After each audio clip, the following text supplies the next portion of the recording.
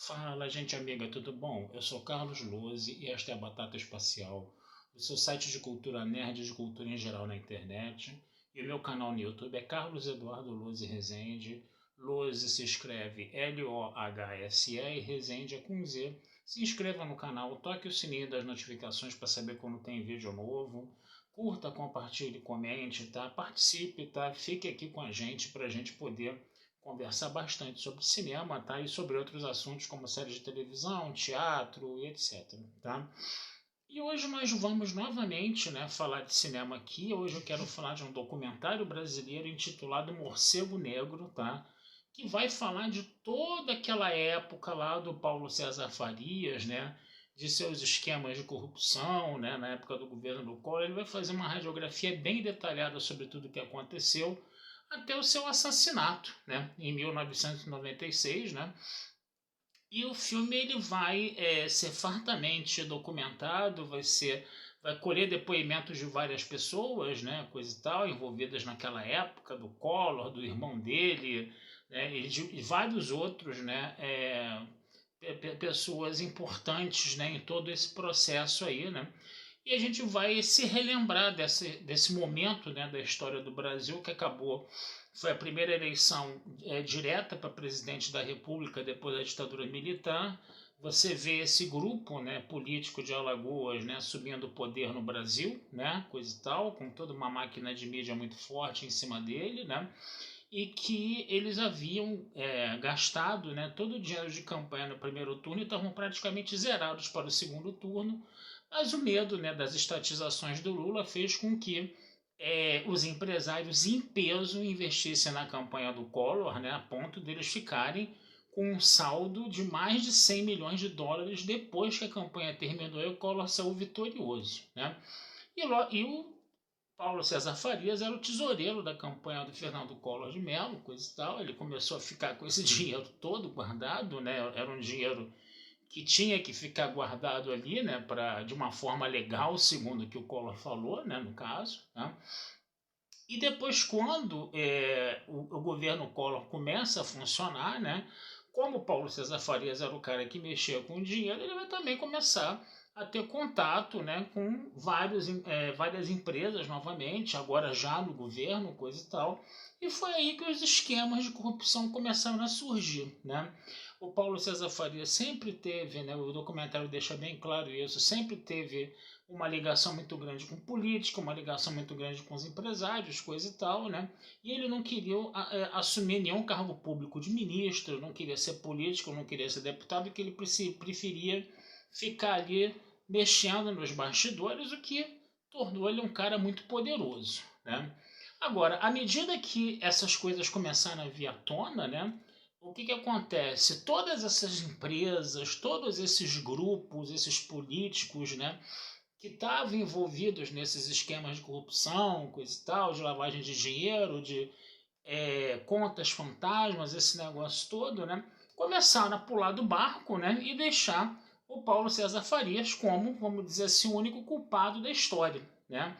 E como ele tinha relações com muitas pessoas, né? Era interessante, inclusive, né? Que ele fosse, vamos dizer assim, de uma certa forma silenciado, né? Porque se começasse a se jogar muita coisa no ventilador, né? A coisa ia ficar meio complicada para muita gente graúda, muita gente importante. Então, o documentário deixa isso bem claro, né? Fala-se depois do processo de prisão dele, do processo de fuga, aquele negócio todo, né? Que aconteceu, né? A entrevista que ele deu para o Roberto Cabrini quando ele estava foragido na Inglaterra, esse negócio todo, né? E depois quando ele volta, né? Que ele já estava cansado de tanto fugir, ele acaba se entregando, acaba indo preso, né? A mulher dele ameaçou jogar tudo no ventilador, depois ela apareceu morta com um infarto fulminante, né, em circunstâncias estranhas, né, no caso, né, porque o laudo foi infarto fulminante. Agora, o que provocou esse infarto, sabe-se lá o que foi, né? E depois também, né, toda aquela situação, né, dele ter ficado preso por um tempo, aquela coisa toda, e depois ele acabou, né, conhecendo, né, a Susana Marcolino, que foi, vamos dizer assim, a nova namorada dele, que segundo o filme falava, era uma espécie de garota de programa, outros falavam, a irmã dela disse que ela não era exatamente uma garota de programa, esse negócio todo, né? E depois, finalmente, o assassinato dele, né? Que foi colocado que era um crime passional na época, que ela teria matado Paulo César Farias, depois teria se suicidado, né?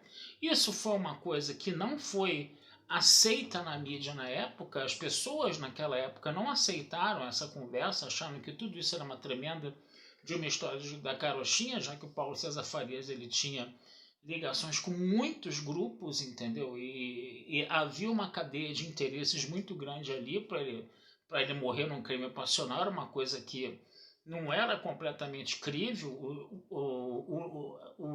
Os legistas falaram, né, que na época o Badam Palhares falou que tinha sido um crime passional.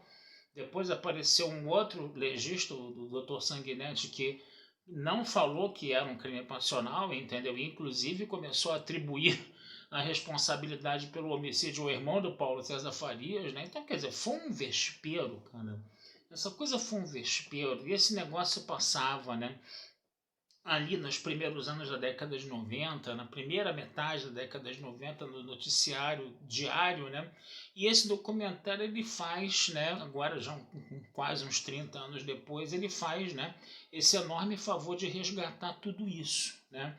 E também, principalmente, uma coisa que não sei se isso foi falado na época, eu pelo menos não me lembro, tá, de ter visto isso no noticiário da época, tá? Mas também é, lavagens de dinheiro, inclusive de tráfico de cocaína da máfia colombiana para a máfia italiana, né? Um negócio assim que ele teria lavado um dinheiro também ali, no caso, embora ele não ficasse ficou dito no documentário que ele não participava ativamente, né, desse tráfico, né, de drogas, essas ligações com a máfia, mas que ele teria realmente lavado um dinheiro, que teria sido depositado um dinheiro numa conta, numa das contas dele, fantasmas lá, coisa e tal, né? E essa coisa é toda falada no filme, com várias entrevistas com vários depoentes, pessoas que conheciam Paulo César Farias, pessoas que estavam ligadas a ele, esse negócio todo, né? E esse é um documentário que faz uma boa radiografia do que aconteceu nessa época. A única coisa que eu não gostei muito desse documentário é que os textos, entendeu, estavam numa letra muito pequena para se ler. Né? Esse filme passou na Estação Net Botafogo 3, que já é uma tela pequena, entendeu? E aí, com uma tela pequena e com letras muito pequenas, realmente não estava dando tempo para você ler muitas coisas. Né? Então, esse talvez seja o único problema que teve no documentário. O resto, um documentário ok, um documentário muito bacana, né? Um documentário muito explicativo, muito didático, muito elucidativo do que aconteceu nessa rede de corrupção, entendeu? Que a gente viu aqui no Brasil no início da década de 90, e fica bem também falado que esses grupos, né, continuam, né, atuando até hoje, tá? E que o Brasil, na época, não mostrou o menor interesse em fazer investigações, prisões, punições, entendeu? De nada que estava acontecendo, né? Realmente, para vocês terem uma ideia, o julgamento do 17 anos depois foram julgados, entendeu? Os seguranças do Paulo César Farias, que eles teriam sido acusados de ter matado Paulo César Farias e Suzana Marcolino, né? Mas ainda assim eles foram absolvidos, né? No final do julgamento, né? E, tipo assim, para dar uma espécie de cala-boca mesmo, porque como a ideia do crime passional realmente não colou, né? E depois foi feita uma nova investigação, coisa e tal, que começou a botar em dúvida essa questão do crime passional, né? Foi feito um julgamento, né? Mas esse julgamento foi feito muito tempo depois, 17 anos depois, né? Então a gente e não teve, vamos dizer assim, nenhum culpado, né? Todos os seguranças foram absolvidos do caso também, né? Então, é um documentário bacana, tá, gente? É um documentário bem explicativo, bem elucidativo, né? E quem não vivenciou aquela época, entendeu? Vai conseguir entender muito bem todo o contexto de tudo o que aconteceu, né? Há praticamente 30 anos, né? 25, 30 anos atrás, tá? E vale a pena dar uma olhadinha nesse documentário aí, Morcego Negro, né? Que era o nome do jatinho, né? Do Paulo César Farias, né? Então é isso, gente. Vou ficando por aqui, tá? Desejando vida longa e próspera a todos. Não deixem de visitar meu site batatasparcialtudojunto.com.br, meu canal do YouTube Carlos Eduardo Luz e Rezende. Se inscreva no canal e futuramente vamos falar sobre mais filmes aí com vocês, tá bom? Um abração, fui e até a próxima.